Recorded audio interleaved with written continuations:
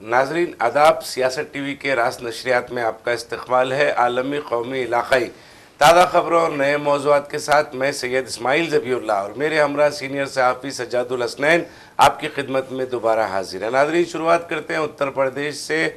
उत्तर प्रदेश में के बरेली में एक ऐसा अफसोसनाक वाक़या फिर पेश आया है जो योगी आदित्यनाथ हुकूमत की जो फ़िरका परस्ती है, मुतासिबाना हुक्मरानी है, तासुब और नफ़रत से भरी सियासत है, उसकी अक्कासी करता है। जी हाँ नाजरीन, 12 लोगों को महज इसलिए तहवील में ले लिया गया, उन्होंने एक सुनसान घर में, एक खाली घर जो था वो घर में नमाज अदा कर रहे थे और पुलिस को इस बात की शिकायत वसूल हुई कि वहाँ पर कुछ नौजवान जो हैं, कुछ लोग मुसलमान जो हैं खाली घर में नमाज़ पढ़ रहे हैं, वहाँ पर मुबैना एक मदरसा भी चल रहा है।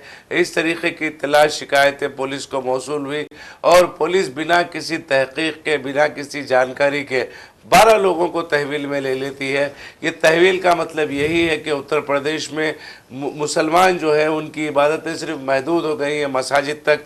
हमने पिछले दिनों में भी देखा, पिछले साल बकरीद और ईद उल फितर के मौके पर हमने देखा, ईद उल ज़ुहा और ईद उल फितर के मौके पर हमने देखा कि पुलिस ने बाज़ाब्ता हिदायत जारी की थी कि लोग जो है वो अपने घरों की छतों पर, मस्जिद की छतों पर या मस्जिद के बाहर आकर नमाज अदा ना करें। अब जो वाक़या पेश आया है ये इंतहाई अफसोसनाक है। इसी से हम आज की शुरुआत करते हैं। जी सज्जाद साहब।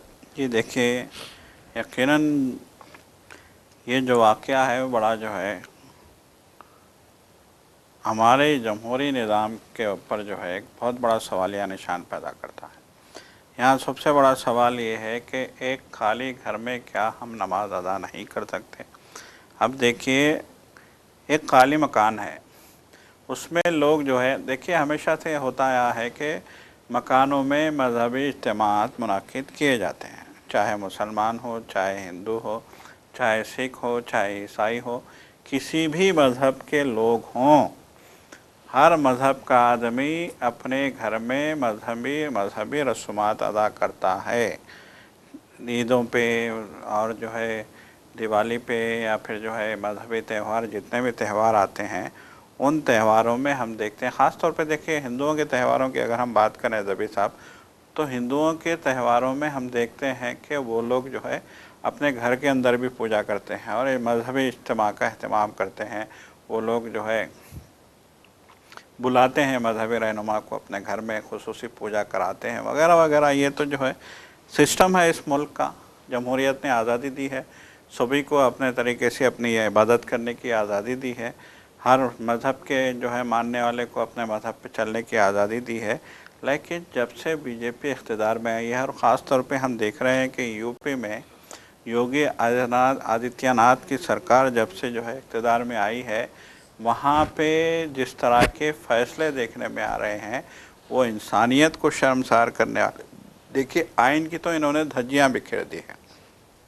जमहूरियत के नाम पे जिस तरह का मजाक ये लोग उड़ा रहे हैं उसकी मिसालें जो है शायद ही माजी में कभी कहीं मिली हों।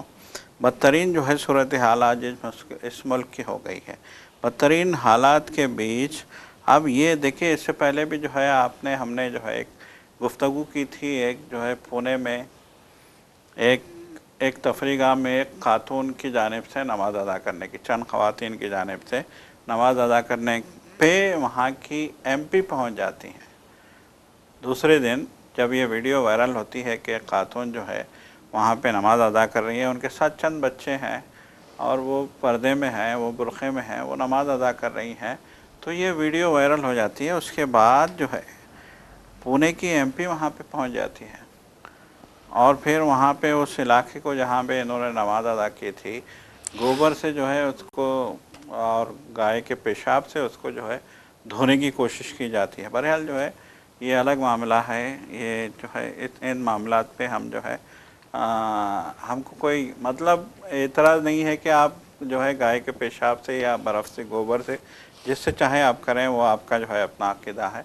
लेकिन जिस तरीके से हम देख रहे हैं कि ख़ास तौर पे यूपी में जिस तरह का माहौल अब बनाया गया है और जिस तरह की, देखिए पुलिस का भी क्या मतलब, ऐसा मालूम होता है कि पुलिस जिस तरीके से काम कर रही है ज़बी साहब, उत्तर प्रदेश में खास तौर पर सज्जाद साहब पुलिस भी जो है पूरी तासुब के हवाले से काम कर रही है, मुतासिबाना नजरिया सोच के साथ काम कर रही है। पुलिस की कार्रवाइयों को अब तक जो देखा गया है वो टारगेट किलिंग है या फिर टारगेट इनकाउंटर्स है या फिर टारगेट तरीके से टारगेट करके जो है निशाना बनाने की बातें समझ में आ रही हैं। आपने देखा है कि शनिवार वाले का भी आपने जिक्र किया, मगर वो तमाम मुकामात जो तफरीही मुकामात है वहाँ पर नमाज पढ़ने या किसी ईसाई तरीके से या सिख तरीके से किसी भी किस्म के अपने मजहबी रसूमात अदा करने, अंजाम देने या फिर इबादतें करने पर इम्तना आयद किया गया है, मगर छोटे छोटे मनादिर बराबर वहाँ पर बना दिए गए। देखिए, मैं यहाँ पर हम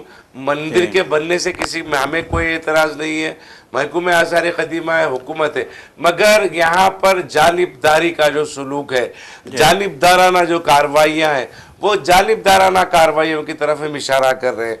हर आप वो हेरिटेज मुकाम पर जहाँ पर नमाजों के ऊपर पाबंदी आयद की गई है, वहाँ पर किसी दूसरे मज़हब के तरीक़े से इबादत करना या रस्म व रिवाज अदा करने पर पाबंदी आयद की गई है, लेकिन वहाँ पर मनादिर ज़रूर बनाए गए, छोटे छोटे मनादिर वहाँ पर बनाए गए और इस तरीके से एक तफरीक़ और एक एहसास पैदा करने की मुसलसिल अक़लियतों में इस मुल्क की कोशिश की गई है। और बड़ी हद तक जो है इंतज़ामिया, महकूम आसार क़दीमा के हवाले से हो या दीगर एजेंसियों के हवाले से हो, इसमें हुकूमत जो है बड़ी हद तक, ख़ास तौर पर बीजेपी RSS इसमें बड़ी हद तक कामयाब हुई है।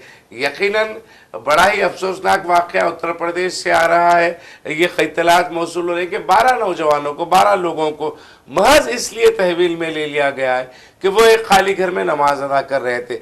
नमाज अदा करने से योगी आदित्यनाथ को किस किस्म की तकलीफ़ है, क्या परेशानी है, किस वजह से मुसलमानों को नमाज पढ़ने से योगी आदित्यनाथ रोकने की कोशिश कर रहे हैं, इसको समझने की ज़रूरत है। जी बिल्कुल, यकीनन इसको समझने की ज़रूरत है कि आखिर ये शरंगेज़ी क्यों की जा रही है।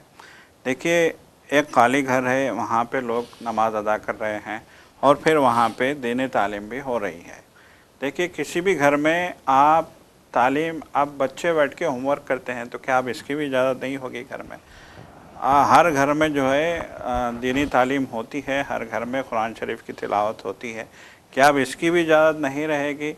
पुलिस जो है ये कहती है कि यहाँ पे लोग प्रेयर कर रहे थे, यहाँ पे नमाज़ पढ़ रहे थे और फिर यहाँ पे मदरसा भी चलाया जा रहा था इस घर में, और इस बुनियाद पे 12 लोगों को गिरफ़्तार कर लिया जाता है। आप अंदाज़ा लगाइए, अंग्रेज़ों ने भी शायद इस तरह की जो है हरकत नहीं की होगी, इस तरह की शरंगेज़ी नहीं की होगी, इस तरह का जुल्म नहीं किया होगा जो जुल्म आज हम यूपी में योगी आदित्यनाथ की सरकार में देख रहे हैं। आपको याद होगा, कांवड़ यात्रा निकले थे, कितना जो है जुल्म तमाशा किया गया। तो कह रहा हूँ सज्जाद साहब, यहाँ पे एक जो वो सेग्रीगेशन जिसको हम कहते तकसीम जो है, वो तकसीम का यहाँ पर काम किया जा रहा है। तकसीम का एहसास दिलाने की कोशिश की जा रही है। रियासत उत्तर प्रदेश में ख़ास तौर पर मुसलमानों को और दीगर अक़लियती तबक़ात को इस बात का मुसलसिल एहसास दिलाने की कोशिश की जा रही है कि वो दूसरे दर्जे के शहरी है। इसी वजह से देखिए, आप, मैं कह रहा हूँ बारहा कि आप एक आबादी को, मुल्क की एक आबादी जो अक्सरियती आबादी है, उसको खुली छूट देते हैं। आप उनके ऊपर आप हेलीकॉप्टर से फूल बरसाते हैं। दूसरी जानिब आप ये ऐलान करते हैं, देखिए पहली जानिब तो ये है कि कांवड़ यात्रा हो या महाकुंभ का मामला हो, सरकारी सतह पर आप इसको मनाने का काम करते हैं और आप वहाँ पर बाज़ाब्ता ये कहते हैं, कांवड़ के यात्रा के मौके पर आपने जैसा कहा कि मुसलमानों को वहाँ पर भी जुल्म और सितम का निशाना बनाया गया, अपने नाम चस्पा करने की उन्हें हिदायत दी गई, दुकानों पर सजा सब। जी बिल्कुल, यकीनन, और हिदायत दी गई और ये तक कहा गया कि ये तक हिदायत दी गई कि ढाबे वालों को, गैर मुस्लिमों को, कि गैर मुस्लिम ढाबे में या गैर मुस्लिम दुकान में मुसलमान काम नहीं करेगा। यहाँ तक ये मतलब इंतहा हो गई कि इस तरह का माहौल वहाँ पे बनाया गया। और फिर हम देखते हैं कि जो है ईद के, अभी आपने ईद का भी जिक्र किया था, ईद के मौके पे हर मस्जिद के पास, ईदगाह के पास कैसे जो है ड्रोन के साथ पुलिस पहुंच गई थी। ड्रोन से मुआयना किया जा रहा था जैसे वहाँ पे बहुत बड़ा जो है आतंकी इज्तिमा हो रहा हो या आतंकी जो है कोई प्लान बना रहे हो, ऐसा जो है लग रहा था। पुलिस की जो रवैया था पुलिस की जो मतलब एटीट्यूड था, पुलिस का जो दुश्मनी थी, उनके चेहरों से, उनकी ज़बान से, उनके पूरे पूरे जो है सरापा से जो रवैया दिख रहा था, जो दुश्मनी दिख रही थी ईद के मौके पे। देखिए इसी मेरठ का एक मतलब एक हंगामा इस बात पे मेरठ में हो गया था कि मेरठ में ईद की नमाज के टाइम से आधा घंटा पहले पुलिस ने लोगों को जो है ईदगाह के पास आने से रोक दिया था। पुलिस ने ऐलान कर दिया था कि ईदगाह में मतलब जगह ख़त्म हो चुकी है, अब आप नमाज़ नहीं पढ़ सकते, ईद के दिन हो रहा है। जबकि ईदगाह के जो है मेंबर से बार बार ये ऐलान हो रहा था और पुलिस से रिक्वेस्ट की जा रही थी कि ईदगाह में बहुत जगह है, लोगों को आने दिया जाए। उसके बावजूद लोगों को आने नहीं दिया गया, आधे से ज़्यादा लोग जो है वापस चले गए, ईद की नमाज़ उनकी ख़राब कर दी गई। तो ये रवैया पुलिस का था। फिर हम उसी बरेली की बात करेंगे जिस बरेली में आज जो है 12 लोगों को हिरासत में लिया गया है। उस बरेली में आपने देखा कि जब एक नमाज के बाद जो है जामिया मस्जिद से एक रैली निकालने की कोशिश की गई तो किस तरीके से अंधाधुंध लाठीचार्ज किया गया, कैसे सैकड़ों लोगों को जो है दर्जनों लोगों को हिरासत में लिया गया, कैसे उनके साथ जो है 3rd डिग्री जैसा जो है सलूक किया गया। देखिए दूसरे दिन जिन नौजवानों को सड़क से जाने वाले लोगों को हिरासत में लिया गया था, उनकी परेड कराई गई मीडिया के सामने, तो मीडिया लोगों ने देखा कि वो चलने के काबिल नहीं थे। मतलब ये कि उनको रात में इतना मारा पीटा गया था, इतना मारा गया था, लोग कह रहे हैं कि उनके पाँव जो है बांध दिए गए थे और उनके मतलब एक के पाँवों को बांध के उनके जो है पैरों पे लाठी से वार किए गए थे। इतना मारा पीटा गया था कि दूसरे दिन मीडिया के सामने उनकी परेड कराई गई तो वो चलने के काबिल नहीं थे। मतलब एक के बाज़ाब्ता मीडिया के सामने परेड करा के बाकी लोगों को ये मैसेज देने की मुसलमानों को कोशिश की गई थी कि अगर आप जो है इस तरह से रैली निकालने की कोशिश करेंगे या इस तरह से इज्तिमा करने की मज़हबी इज्तिमा करने की कोशिश करेंगे तो आप लोगों का भी यही हाल होगा। ये जो है पुलिस, यूपी पुलिस ये मैसेज देने की कोशिश करती है और इस तरह की दहशत और बर्बरियत जो है फैलाने की कोशिश की जाती है। देखिए अफसोस का मकाम ये है ज़बी साहब कि यूपी में 40% से ज़्यादा मुसलमान आबाद हैं। पूरी रियासत की हम बात करें 40% से ज़्यादा मुसलमान आबाद हैं। मुस्लिम दुनिया इंडिया की सबसे बड़ी रियासत है जी। और दूसरी अहम बात यह है कि मुसलमानों की भी यह सबसे बड़ी रियासत है और उस रियासत में पुलिस की मदद से और जो है कुछ गुंडा अनासिर की मदद से इस तरह के जो है हंगामे किए जा रहे हैं, इस तरह की दुश्मनी निकाली जा रही है, इस तरह से लोगों को सताया जा रहा है। हालिया दिनों में एक इलाहाबाद हाई कोर्ट का एक फैसला भी आया था, वो अनुज चौधरी और अनुज तोमर को लेकर, ये बरेली की रैली के हवाले से, लाठीचार्ज के हवाले से सुप्रीम कोर्ट ने माफ़ करना इलाहाबाद हाई कोर्ट ने सख्त सरजनिश करते हुए इनके खिलाफ FIR दर्ज करने की बात कही थी। अदालतें एक तरफ तो इस तरीके की कार्रवाइयाँ कर दी हैं, दूसरी तरफ ये पुलिस के जो ये रवैया है FIR बुक और मतलब FIR दर्ज हो रहे हैं, 12 लोगों को गिरफ्तार तहवील में ले लिया गया है। तो इस तरीके के वाक़यात पर भी अदालतों को सुमोटो लेना चाहिए। जैसा कि आप कह रहे थे कि किस तरीके से बर्बरियत की गई बरेली में जुलूस और रैलियों के मौके पर, ये यहाँ पर 2015 से 2014 से हिंदुस्तान भर में इस तरीके का माहौल चल रहा है। जहाँ जहाँ पर भी बीजेपी बरसरे इख्तिदार है वहाँ पर मुसलमानों को दूसरे दर्जे का शहरी बनाने की मुसलसिल कोशिशें की जा रही है। 2015 के बाद से ये कोशिशें उत्तर प्रदेश में उस वक्त शिद्दत इख्तियार कर गई जब योगी आदित्यनाथ रियासत के चीफ मिनिस्टर बने। यकीनन योगी आदित्यनाथ को वो जो उनके दिल दिमाग में जो जहर भरा हुआ है मुसलमानों के ताल्लुक से, वो चीफ मिनिस्टर बनने के बाद उनके दिल दिमाग से वो निकल रहा है, उनके अमल से, उनके हरकतों से, उनके अहकामात से वो साफ दिखाई दे रहा है सजा सर। और अफसोस का मकाम ये है कि मरकज़ में मौजूद सरकार भी जो है वो भी उनके इस तरह के कामों की जो है हौसला अफजाई कर रही है।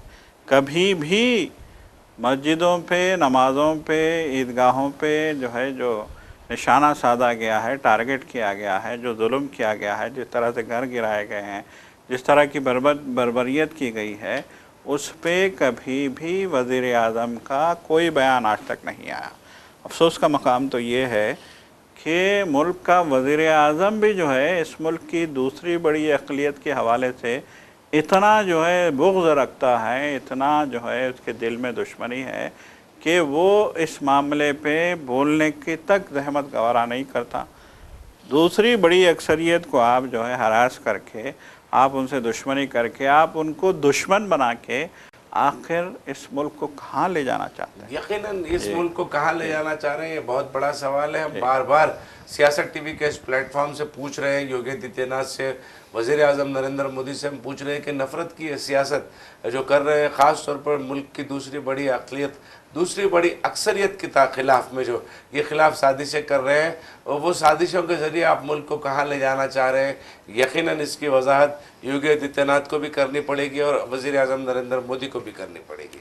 यहाँ पर बात यह है कि मुसलमानों के ताल्लुक़ से इस तरीक़े की कार्रवाइयाँ हो रही हैं, मुसलमानों को निशाना बनाया जा रहा है, बात यहीं तक महदूद नहीं है। यहाँ पर हिंदुस्तान का जमहूरी चेहरा जो सारी दुनिया में जो उसकी जमहूरी शबी है, वो उसके सेक्युलर वैल्यूज़ हैं, अक़दार हैं, वो अहमियत है, उसको ताक पर लाने का काम किया जा रहा है, उसको मलियामेट करने का काम किया जा रहा है और बड़ी हद तक उसको मलियामेट करने में योगी आदित्यनाथ और वज़ीर आज़म नरेंद्र मोदी कामयाब हुए हैं। जी रियासत सजा साहब। जी बिल्कुल, यकीनन देखिए आपकी जो है जो बात है, उस बात को जो है एक बहुत संजीदगी से लिया जाना चाहिए। जैसे कि हम देख रहे हैं कि अभी हालिया दिनों में स्टालिन के बड़े जारहाना बयानात सामने आ रहे हैं। स्टालिन दो टोक अंदाज में स्टालिन कह रहे हैं कि अगर आप लोग अपना नज़रिया हम पे थोपना चाहते हैं तो ये हमारे लिए नाकाबिले बर्दाश्त होगा। वो कह रहे हैं कि आपको अपने नज़रियात थोपना है तो आप अपनी रियासतों में थोप लीजिए, यहाँ हम तमिलों पे आप अपने नज़रियात नहीं थोप सकते। अगर आप लोग ऐसा थोपने की कोशिश करोगे तो फिर इसका खमियाजा आपको भुगतना पड़ेगा।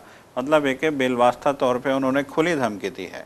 उन्होंने साफ़ तौर पे कहा है कि यहाँ अपने नज़रियात थोपने की इजाज़त नहीं दी जा सकती। और यही हाल मगरबी बंगाल का भी है। मगरबी बंगाल में हमने देखा कि गुज़िश्ता रोज़ जो है ममता बनर्जी ने किस तरीके से वहाँ पे एक रैली करके मोदी को जो है तनकीद का निशाना बनाया और वार्निंग दी थी कि तुम लोग जो है बंगाल में आके गुजरात की राजनीति यहाँ नहीं कर सकते। उन्होंने दो टोक अंदाज में कहा कि पूरे मुल्क में मगरबी बंगाल के लोगों को टारगेट किया जा रहा है, उन्हें मारा पीटा जा रहा है, उन्हें जो है बांग्लादेशी करार देने की कोशिश की जा रही है, माहौल ख़राब किया जा रहा है। और आज हमारे पास आए हो तुम वोट मांगने के लिए इन्हीं बंगालियों से, तो बहुत ज़बरदस्त जो है कल की जो है ममता बनर्जी की तकरीर थी। यकीनन मोदी भी जो है बंगाल गए हैं, कल का जो है आसाम का और आज हमारे आज के जिसमें जी बिल्कुल न्यूज़ वगैरह में वो भी तस्करा है, जी बिल्कुल तस्करा है वज़ीर आज़म नरेंद्र मोदी की बंगाल में आमद, तकरीर वगैरह।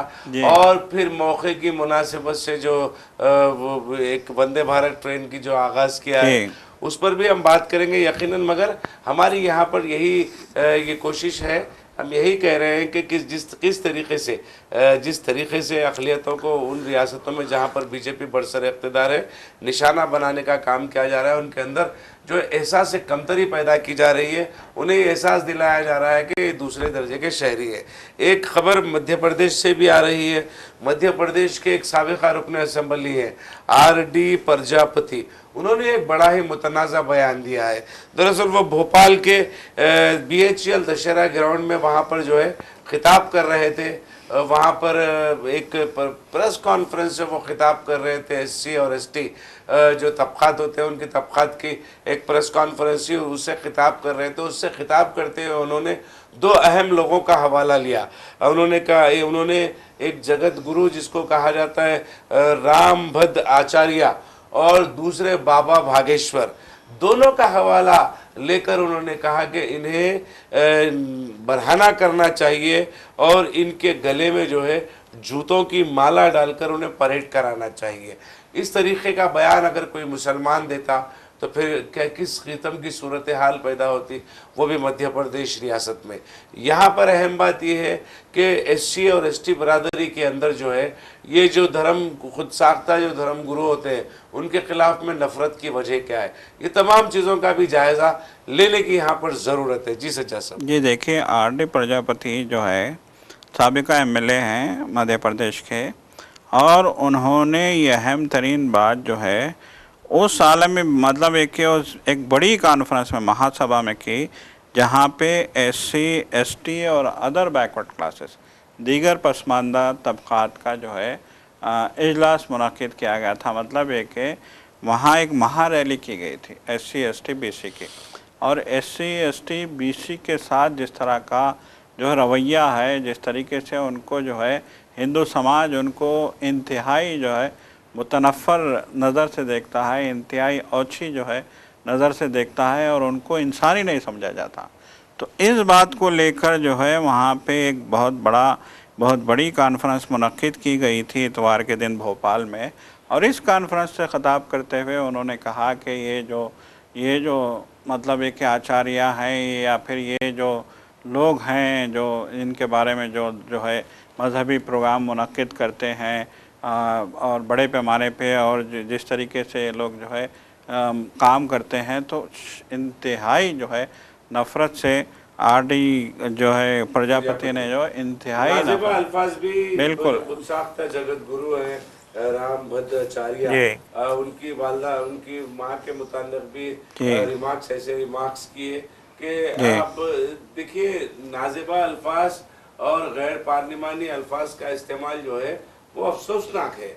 ऐसी पब्लिक प्लेटफॉर्म्स और इस तरीके की गुफ्तगू नहीं करनी चाहिए। मगर RD प्रजापति ने ये बातें क्यों कही, ये बहुत काबिल गौर है। ये मामला जितना भी है, ये बातें बहुत काबिल गौर है। ये सोचने और समझने की बातें हैं। ये यहाँ पर ये RD प्रजापति का ये बयान बहुत सारे चीज़ों की तरफ इशारा करता है। एक तो वो लोग जो धर्म के नाम पर, धर्म गुरु के नाम पर जो है लोगों का इस्तेहसाल करते हैं, ऐसी बहुत सारी मिसालें हैं।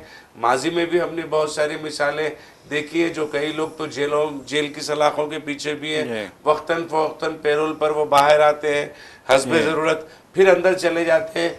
तो ये बातें जो RD प्रजापति ने, मध्य प्रदेश के साबिका रुकन असम्बली ने जो बातें कही है, वो बातें कही क्यों है, इसके ऊपर हमें गौर व फिक्र करने की इसलिए ज़रूरत है कि जिस तरीक़े का माहौल मुल्क में बनाया जा रहा है, जिस तरीके से दलितों का, SC ST OBC का जिस तरीके से इस्तेमाल किया जा रहा है, इस्तेहसाल किया जा रहा है, उनके जज्बात से खिलवाड़ किया जा रहा है, तो इस तरीके के बयान वो जज्बात से खिलवाड़ के नतीजे में जो लावा पक रहा है दिलों में, वो लावे को निकालने का काम करता है। बिल्कुल देखिए, SC ST BC की अगर हम बात करें, ये पछड़ी जाते हैं, पसमानदा तबक़ात, दलित है, आदिवासी है, वगैरह वगैरह, इनकी हम बात करें तो इनके साथ जो रवैया है, ख़ास तौर पे जो है ऊंची ज़ात वालों का, ख़ास तौर पे BJP के इक़्तिदार में आने के बाद जिस तरीके से इनको किनारे लगाने की कोशिश की गई है, उसके जो है रिज़ल्ट अब देखने में आ रहे हैं। देखिए, इससे पहले भी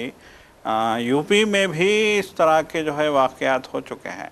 यूपी में ब्राह्मण MLAs की एक मीटिंग हुई थी, इजलास हुआ था पार्टी से बालातर होके, फिर उसके बाद जो है यादव MLAs का एक इजलास हुआ था पार्टी से बालातर होके, फिर उसके बाद जो है वो SC ST BC से, बैकवर्ड क्लासेस से, पसमानदा तबक़ात से ताल्लुक़ रखने वाले जो है MLAs का भी एक इजलास हुआ था।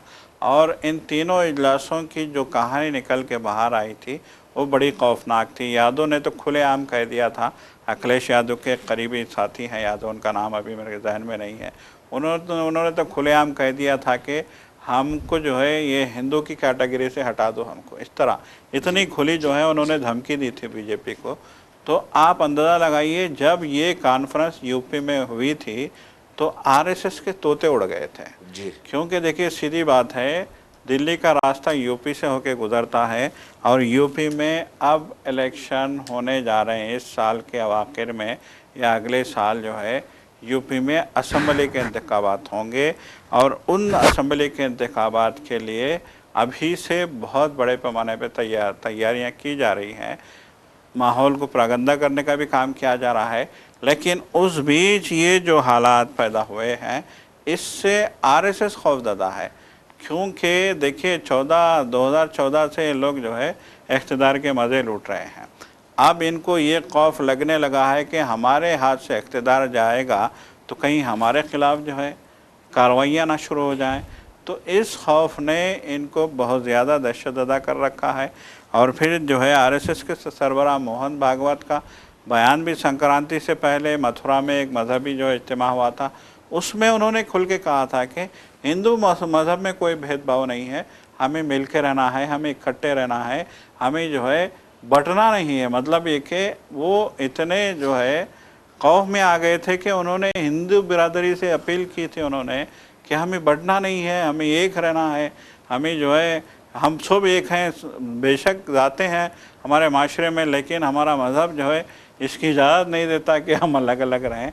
तो बहरहाल जो है आप कुछ भी कह लें, लेकिन जिस तरह का माहौल अब बीजेपी ने इस मुल्क में बना दिया है, उस माहौल के, जैसे कि मैंने अभी कहा कि उस माहौल का नतीजा निकल के ये सामने आ रहा है कि जो है बीसी एसटी एससी के लोग जो है किस तरीके से, जो बड़े बड़े आचार्य हैं, इनके धर्म गुरु हैं, उनके ताल्लुक़ से इनका क्या जो है रवैया है। आप देखिए डंके की चोट पे ये कह रहे हैं कि उनको नंगा करके, उनको जूतों का हार पहना के उनकी परेड करानी चाहिए। यकीनन ये काबिल तशवीश बात है। बताइए आप। एक साबिक़ा रुकन असम्बली का इस तरीके का बयान जो है, कहीं ना कहीं उसके दिल को जो तकलीफ़ें पहुंची हैं, उसकी उनकी बरादरी जिसकी वो नुमाइंदगी करते हैं, वो बरादरी के साथ जो नाइंसाफ़ियाँ हुई है, और वो नाइंसाफ़ियों का मुहर्रिक अगर ये खुद साख्ता बाबाया है, तो यकीनन वो जो उनका जो फ्रस्ट्रेशन है, या फिर उनके अंदर जो उलझन पैदा हुई थी, उनके अंदर जो चिड़चिड़ाहट पैदा हुई थी,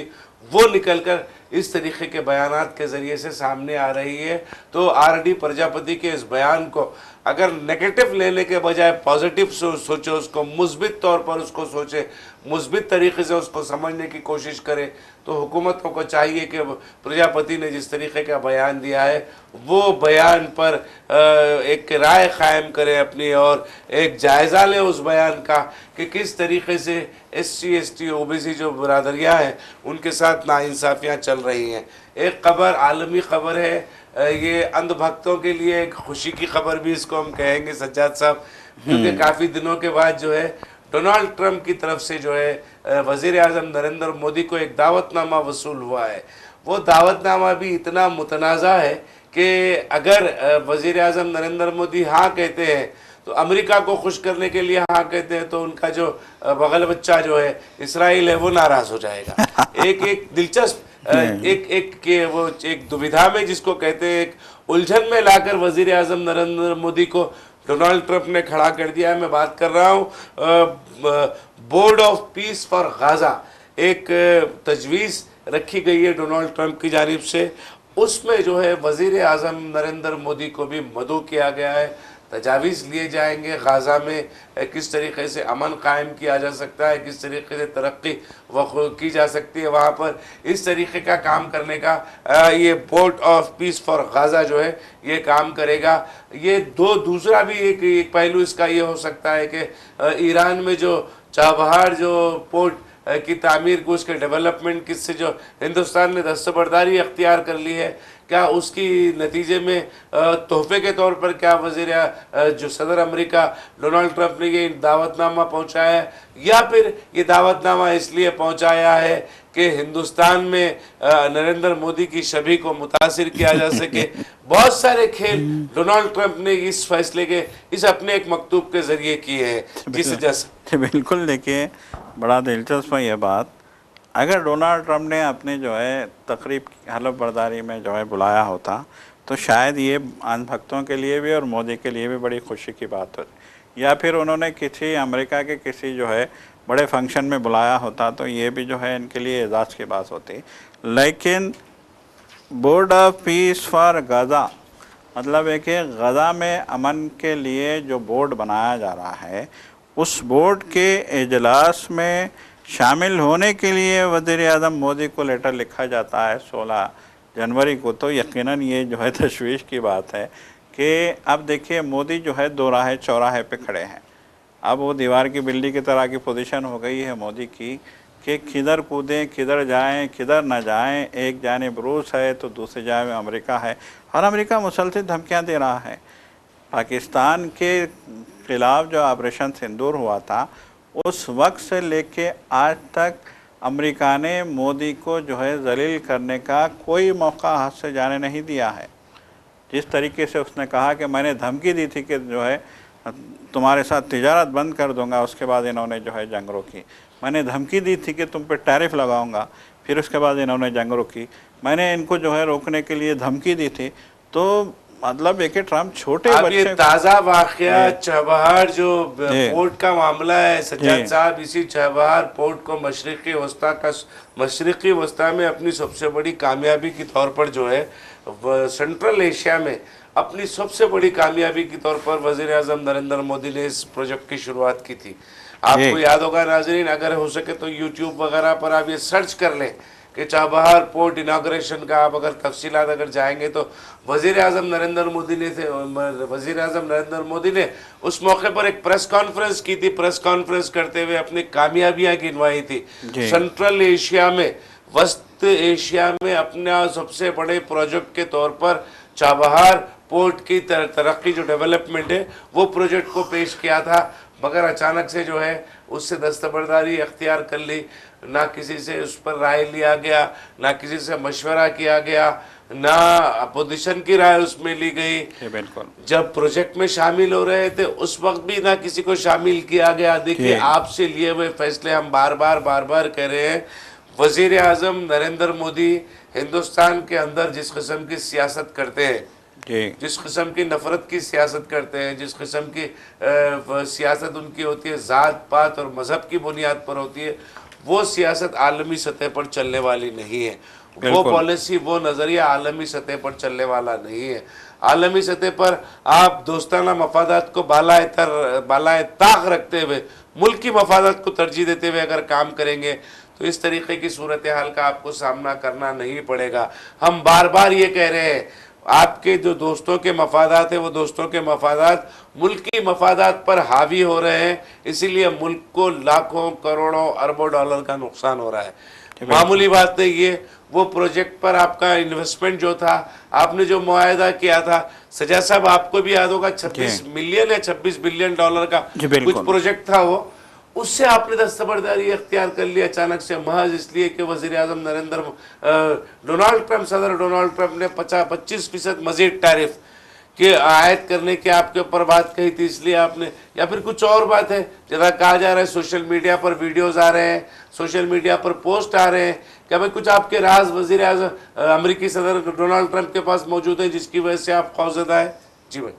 जी बिल्कुल, एक बहुत ही जो है तशवीशनाक बात है ये कि हज़ार करोड़ डॉलर उस चाबहार बंदरगाह पे सर्फ किए गए थे। जैसा कि आपने कहा, बहुत ही आलीशान तरीके से जो है उस प्रोजेक्ट का आगाज़ किया गया था, और मोदी ने कहा था कि इस प्रोजेक्ट के बाद हिंदुस्तान यूरोप में माल ले जाने वाला जो है सबसे तेज़ रफ्तार मुल्क बन जाएगा, और यूरोप तक माल पहुंचाने के लिए मुंबई की बंदरगाह से, या फिर जो है मगरबी बंगाल की, या फिर गुजरात की बंदरगाह से यूरोप जाने के लिए हमें पाकिस्तान के रास्ते से जाने की ज़रूरत नहीं पड़ेगी। हम सीधे चाबहार जाएंगे ईरान, और चाबहार से फिर यूरोप का जो है रास्ता नापेंगे। इससे रास्ता भी कम होगा, माल जल्दी भी पहुंचेगा, और बड़े पैमाने पे माल की मुंतकली का भी जो है इससे कामयाब जो है एक बहुत बड़ी कामयाब इंडिया को मिलेगी, और इंडिया की तजारत जो है यूरोप में बहुत तेज़ी से फैलेगी। हिंदुस्तान की मैशियत जो है मुस्तहकम होगी। बहुत सारी बातें, बहुत लंबी चौड़ी बातें की गई थी। अब जो है अचानक आपने देखिए असल कहानी क्या है। ज़बी साहब के जो है ईरान में एक बहुत बड़ा जो है अब हालिया दिनों में एहतजाज हुआ था हुकूमत के ख़िलाफ़, महंगाई को लेकर और दीगर मसाइल को लेकर। ईरान के जो मसाइल हैं, एहतजाज हुआ था।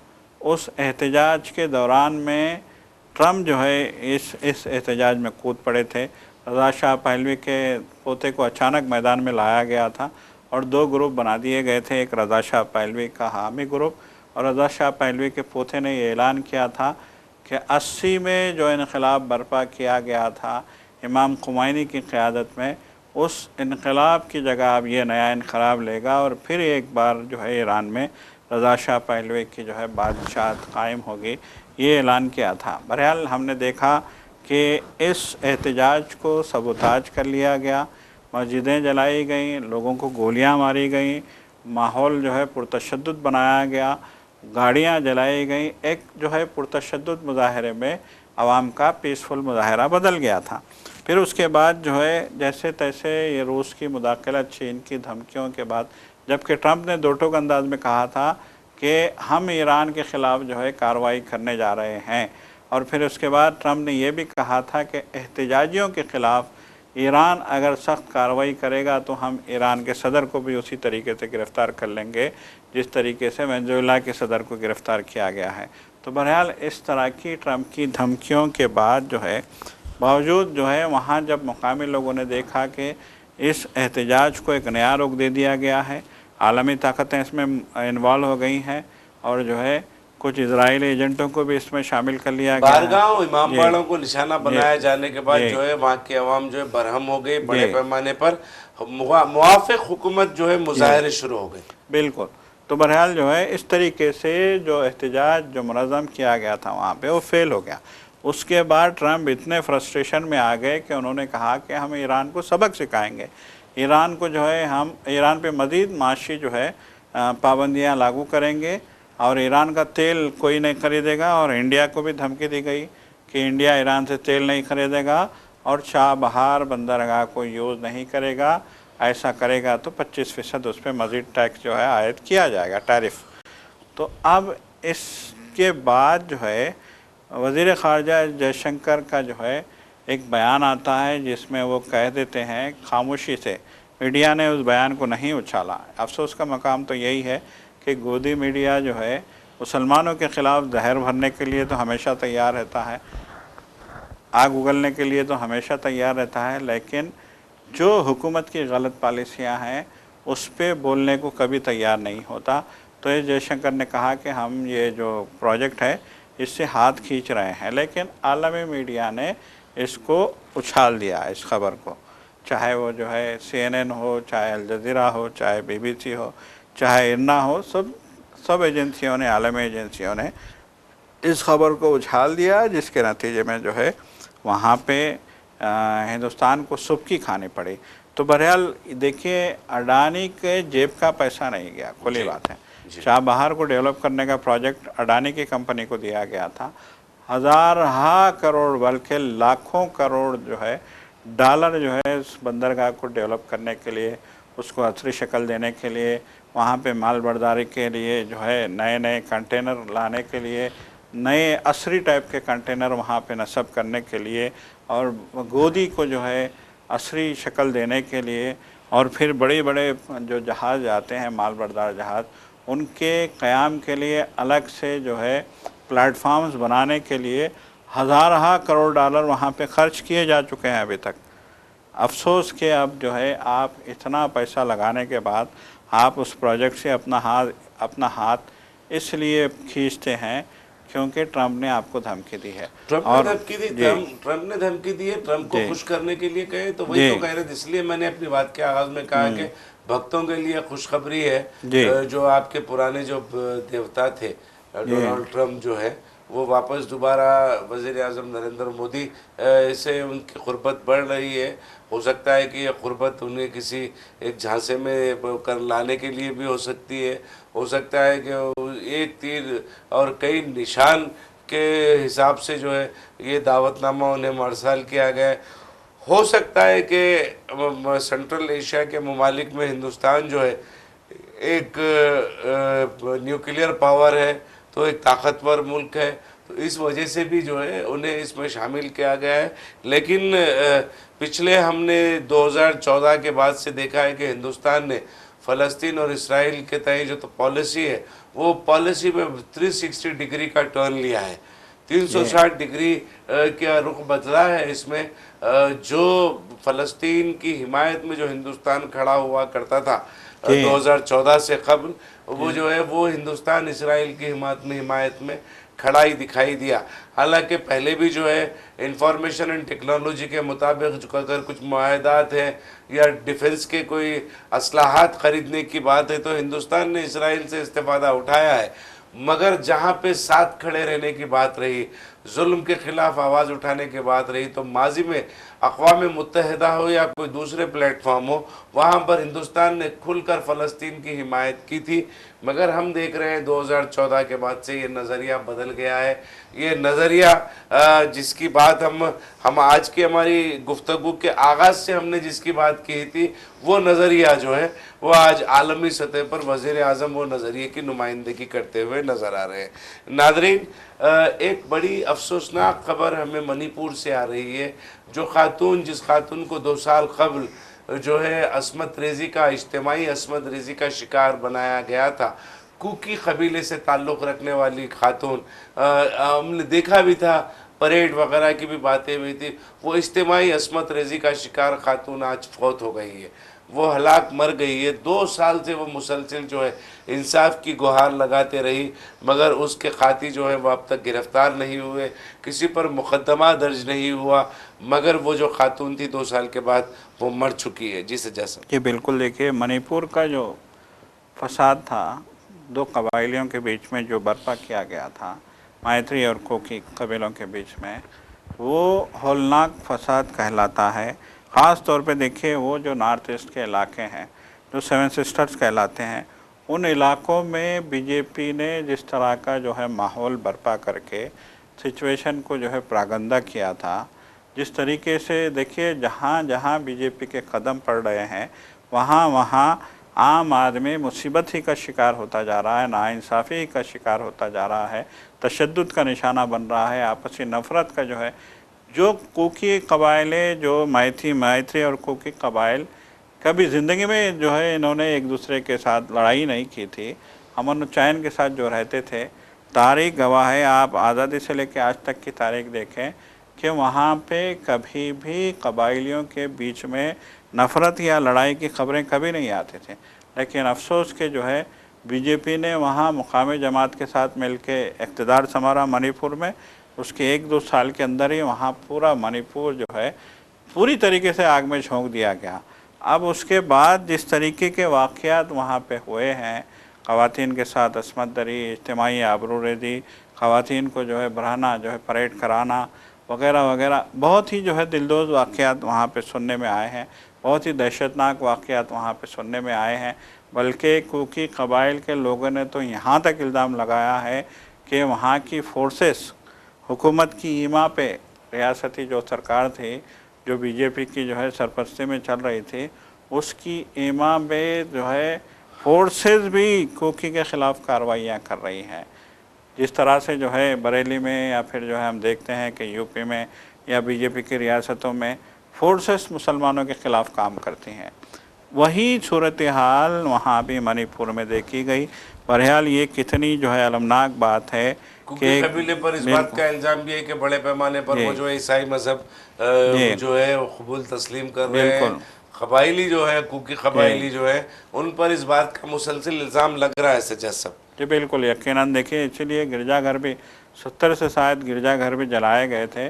तो जो बाइडन ने जब उस ज़माने में 3 साल पहले वो सदर हुआ करते थे अमेरिका के, तो उन्होंने तशवीश भी ज़ाहिर की थी, बल्कि बिलरास्त उन्होंने जो है इंतबा भी दिया था कि जिस तरह की यहाँ पे अक़लियतों के साथ रवैया हो रहा है अमेरिका की मौजूदा हुकूमत का, वो नाकाबिल कबूल है, ये कहा था। बहरहाल जो है ये कितनी अलमनाक खबर है, कितनी दर्दनाक खबर है कि मणिपुर की एक 20 साला कुकी खातून जो है इंसाफ का इंतज़ार करते हुए अस्पताल में देर इलाज थी।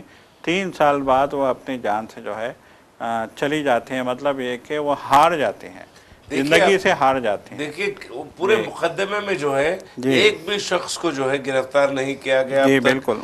और घर वालों ने भी बड़े अफसोस के साथ ये बात कही कि वो बग़ैर जो है अपने खातियों की गिरफ्तारी देखे बग़ैर वो इस दुनिया से चले गई। तो निहायत अफसोसनाक खबर है, मणिपुर से आई है और ये इसमें वाज़े तौर पर ये का बताया गया है कि वो खातून जो इज्तिमाई असमत रेज़ी का शिकार हुई थी वो फौत हो गई अस्पताल में इलाज के दौरान।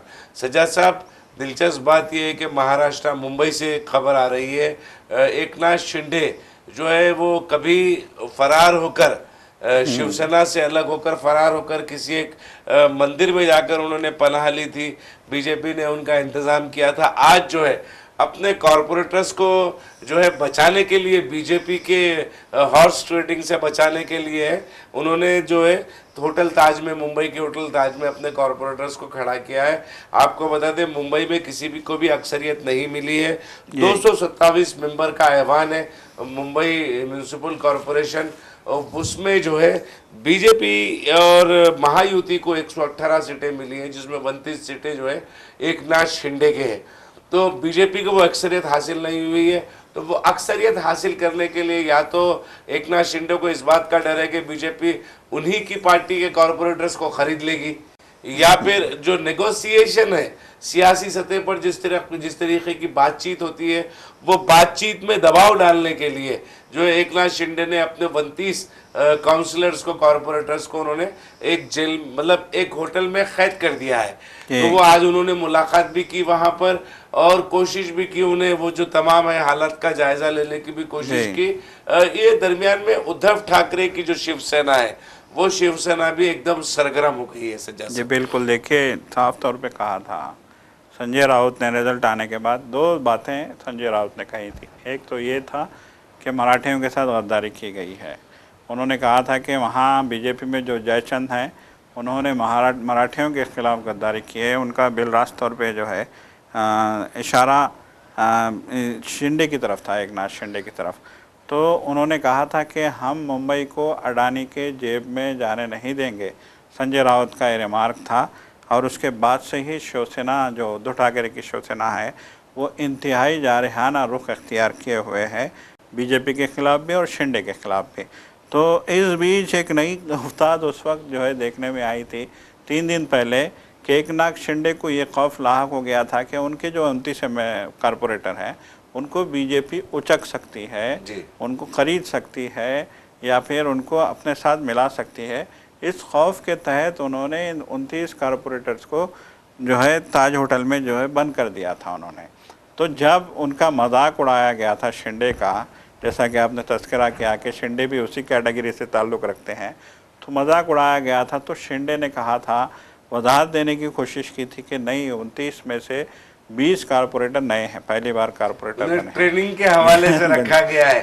यहाँ पर दिलचस्प बात यह है कि शिंदे को खुद इस बात का खौफ है कि बीजेपी उनके कॉरपोरेटर्स जो है वो उछाल सकती है। जी बिल्कुल बिल्कुल, उनको मालूम है कि बीजेपी कैसे तोड़ती है। देखिए ये खबर भी आ रही है, बल्कि शिंदे ने बिलवास्ता तौर पे शिंदे ग्रुप ने इशारा दिया है, या फिर हम ये कह सकते हैं कि बीजेपी उनको बार्गेनिंग के लिए जो है ऑफ़र करेगी और उसका 2 टोक ऑफ़र होगा, या तो हमारे साथ आओ या फिर जेल जाओ। बीजेपी जो है धमकी देने में या खरीदने में बहुत माहिर है बीजेपी। जी यकीनन एकनाथ शिंदे खुद इस बात का सबूत है बिल्कुल। अजित पवार खुद इस बात का सबूत बिल्कुल है। बीजेपी में इनकी शमूलियत, महायुति में इनकी मौजूदगी जो है, इस बात का वाज़ेह सबूत है कि वो किस तरीके से बीजेपी का हिस्सा बने हैं, महायुति का हिस्सा बने हैं। दूसरी अहम बात ये है कि जिस तरीके से ये कहा जा रहा है कि ये 29 में से जो 20 कॉरपोरेटर हैं शिवसेना एकनाथ शिंदे फिक्शन के, तो वो जो है वो बिल्कुल नए हैं। तो उन्हें रजिस्ट्रेट किया गया है कोंकण डिविजनल कमिश्नर के साथ ट्रेनिंग के लिए। एक बहाना बनाया गया है, हकीकत जो है वो कुछ और है। इसी बात का जैसा हमने तस्करा किया है कि जिस राह से निकल कर एकनाथ शिंदे आए हैं, उस राह पर उनके जो कॉरपोरेटर्स हैं, मुंतखब कॉरपोरेटर्स हैं, उनके उस राह पर चले जाने का खदशा जो है उन्हें सता रहा है। जी सजा से जी बिल्कुल। देखिए महायुति हुकूमत को, महायुति की जो मतलब एक कॉरपोरेशन में महायुति के जो नंबर है वो 118 है। 227 में से 118 महायुति के जो है पाले में है। उसमें शिंदे का ग्रुप भी है और दीगर ग्रुप भी है। तो अब देखिए टारगेट जो है मेयर के लिए 114 का टारगेट है जी। तो 114 में से अब इनके पास सिर्फ 4 ज़्यादा हैं। अब अगर बीजेपी जो है नंबरिंग में आगे पीछे हो जाती है तो मेयर का जो पोस्ट उनके हाथ से निकल सकता है। और अहम बात, मुंबई को देखिए, जीतने के लिए सिर्फ आपके कारपोरेटर्स ही नहीं होने हैं, मेयर भी आप ही का होना है। जब तक आपका मेयर नहीं होगा उस वक्त तक आप जो है मुंबई पे कंट्रोल नहीं कर सकते। और एक कमाल जो है, हम ये कह सकते हैं कि जो है कमाल महारत से इलेक्शन का रिज़ल्ट आने के फौरी बाद जो है उद्धव ठाकरे और राज ठाकरे की पार्टियों ने मराठा का गेम खेल लिया है, कार्ड फेंक दिया है। उन्होंने कहा कि बीजेपी ने मराठों को शिकस्त दे दी, मुंबई को जो है मराठों से छीन लिया गया। तो ये जो पत्ता फेंका गया है वो बड़ा ज़बरदस्त जो है कारगर साबित हो रहा है। और इस बात के भी अंदेशे जो है हो गए हैं कि कुछ कारपोरेटर्स जिनका ताल्लुक़ एकनाथ शिंदे के ग्रुप से है वो इनसे बगावत कर सकते हैं, इस महायुति ग्रुप से हट सकते हैं। देखिए 4 या 5 भी आपने तोड़ लिए तो फिर उनका मेयर बनना जो है नामुमकिन हो जाएगा बीजेपी का। तो बहरहाल ये जो नंबर का खेल है वो जो बहुत ही नाजुक खेल है, जिसकी वजह से शिंदे की भी रातों की नींद हराम है, बीजेपी की भी रातों की नींद हराम है। और बीजेपी और शिंदे को जो है अगर कोई जो है चैलेंज कर रहा है, खुलेआम चैलेंज कर रहा है, तो वो उद्धव ठाकरे ग्रुप है। यकीनन उद्धव ठाकरे, राज ठाकरे ने जो मुंबई मराठी का कार्ड खेलकर फिजा को गर्म कर दिया है मुंबई की। देखना है कि आने वाले दिनों में ऊँट किस करवट बैठता है। नाज़रीन, हमें इशारा मिल गया, अपनी बातचीत को ख़त्म करना है। सरसरी तौर पर कुछ अहम खबरें हैं जिसका तस्करा नागुज़ीर है। एक खबर ये कि तेलंगाना पुलिस में बड़े पैमाने पर जो है ट्रांसफ़र्स हुए हैं। 54 पुलिस इंस्पेक्टर्स के ट्रांसफ़र का ऑर्डर आया है। इसमें बड़े पैमाने पर ट्रांसफ़र्स जो है तबादले हुए हैं वो सेंट्रल क्राइम स्टेशन के हैं। सेंट्रल क्राइम स्टेशन के 54 में सबसे ज़्यादा जो है दूसरे साइबर क्राइम से ताल्लुक़ रखने वाले इंस्पेक्टर्स, पुलिस इंस्पेक्टर्स हैं जिसके तबादले हुए हैं। तो ये तबादलों को भी आपको सुनना चाहिए कि उम्मूमन देखा जाता है कि कहीं पर सियासी दबाव के चलते ये तबादले होते हैं, कहीं पर इंतखाबात से कबल जो है ये तबादले होते हैं, या फिर कहीं पर कुछ हंगामी सूरत हाल मुतवक्का होती है तो वहाँ उसके लिए ये तबादले होते हैं। तो तमाम जावियों पर हमें सोचने की ज़रूरत है। एक खबर स्पेन से आ रही है, एक बरखरफ्तार ट्रेन जो है वो पटरी से उतर गई जिसमें 20 लोगों की मौत हो गई। वापस जो दूसरी किस्म से आने वाली ट्रेन से टक्कर भी जो है हादसे को और मज़ीद हौलनाक बनाने का काम किया है। हमने जैसा कि वादा किया था, मगरबी बंगाल में वज़ीर आज़म नरेंद्र मोदी की तकरीर के मुतालिक वज़ीर आज़म नरेंद्र मोदी ने तकरीर करते हुए वहाँ पर जो है तृणमूल कांग्रेस पर इल्ज़ाम लगाया है कि तृणमूल कांग्रेस जो है वो जो घुसपैठी जिसको कहते हैं, दरअंदाज जिसको कहते हैं, उनकी मुहाफ़िज़ है, उन्हें बचाने का काम कर रही है। मगर अफसोस की बात यह है कि वज़ीर आज़म खुद सबसे बड़ी घुसपैठ दरअंदाज जो है वाजिदा, शेख वाजिदा जो है उसको, शेख हसीना वाजिद को दिल्ली में बिठाए रखे हैं। तो वज़ीर आज़म को सोचना चाहिए ममता बनर्जी पर इल्ज़ाम लगाने से पहले। उन्होंने ये कहा है कि महाजंगल राज का खात्मा जो है वो यकीनी है। तो महाजंगल राज कहाँ चल रहा है? महाजंगल राज वहाँ नहीं चल रहा है जहाँ पर मध्य प्रदेश में दलितों के साथ मारपीट हो रही है, इंदौर में जो आलूदा पानी पीकर जो है लोग मर रहे हैं। क्या वहाँ जंगल राज नहीं चल रहा है? क्या जंगल राज उत्तर प्रदेश में नहीं चल रहा है जहाँ पर एक खाली घर में नमाज़ पढ़ने वालों को तहवील में ले लिया जाता है? क्या उसको वज़ीर आज़म जंगल राज नहीं कहते? ये तमाम चीज़ें वज़ीर आज़म नरेंद्र मोदी को ज़बान खोलने से पहले सोचने की ज़रूरत है। नाज़रीन, अब वक्त तो चला है, सियासत टीवी के दीगर प्रोग्रामों से आप जुड़े रहें। हमारा ये प्रोग्राम आपको कैसा लगा आप ज़रूर अपनी राय कमेंट बॉक्स में अरसाल करें। और अब सियासत टीवी की सारी टीम को दे इजाज़त। खुदा हाफिज़। खुदा हाफिज़।